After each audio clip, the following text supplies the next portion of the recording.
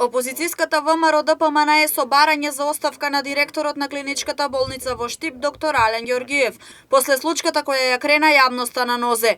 После смртта на 41-годишната жена и објавите на нејзината ќерка на социјалните мрежи за недоволната грижа од страна на медицинскиот персонал во Штипската болница, вперен е прстот како кон директорот на клиничката болница Штип, така и кон министерот за здравство Венко Филипче.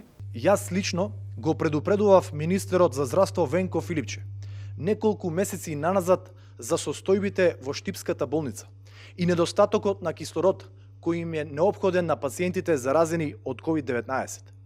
Филипче заедно со директорот ги игнорираа овие апели од мене и од јавноста, и тоа за жал чинеше човечки живот. Знаеја дека има недостаток на кислород, не постапија и продолжија со мантрата дека се е под контрола. Контролата одамна е изгубена. Загубен е човечки живот. Фејсбук сведоштвото на младата девојка која ја изгуби мајка си поради нефункционирањето на системот и слаба организациона поставеност, даде причина повеќе овие двајца да ги напуштат функциите. Случајот во Штипската болница е приказ за состојбите во цела држава.